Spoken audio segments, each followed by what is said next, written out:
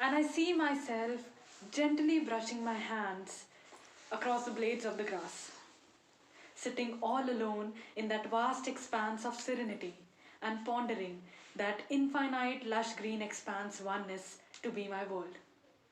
It's 2:54 a.m. while I tend to suddenly wake up from my bed as if someone snapped at my ear.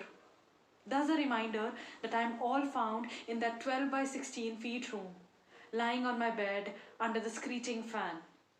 The silences of the night and the screeching fan hereby make me remember each time, how unsame can the reality be from that infinite enclosure of land I saw in my dreams. And in some time, I could feel myself leaning against a wall.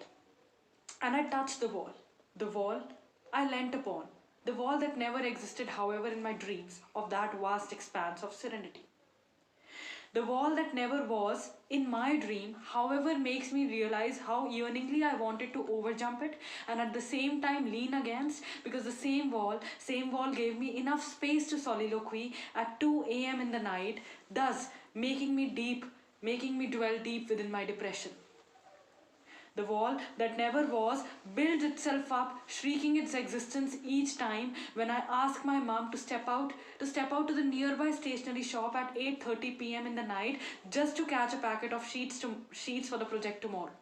However, my brother, he never felt the need of overjumping that wall because that wall never existed for him. The wall that never was in my dream today exists and thus makes me realize that pink is never the color of the boys, and it segregates my friends from all the beautiful ones just because she is fat and has some acne on her face. The wall that never was today makes me hear the echo of my voice, and thus making me realize that I feel hesitant to ask for a pack of sanitary pads from the shopkeeper just just because he's a male. The wall that never was today makes me scratch my head and scratch my pen on the paper, being flummoxed that the entire nation chooses to sustain it even after the court has declared the result of Babri Masjid and Ram Janambhoomi. The wall that never was is now seen to be existing, and it makes me wonder how courageous the human race is to proclaim two nations in the name of Quran and Ramayana, and especially by those people who haven't versed any.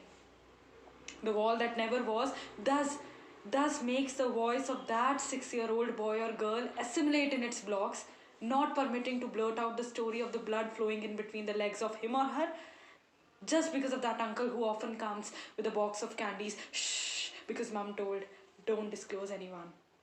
The wall that never was, it today holds itself strong, and thus makes me realize that I feel hesitant to say a normal nod to one of my friends just because he belongs from an LGBTQ community. The wall that never was makes me take the way of King Bruce's spider, thus making me toil for several answers. The wall that never was, it makes two people distant, thus staring at it from both the sides because it is built up with the plaster of ego. The wall that never was makes me realize each time I think of overjumping it, each time I think of making a voice that differentiates me from others, each time I think of jotting it down on a paper, each time I think of enunciating it.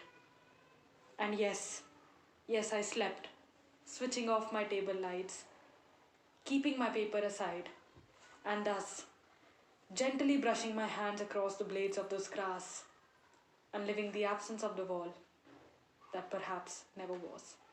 Thank you.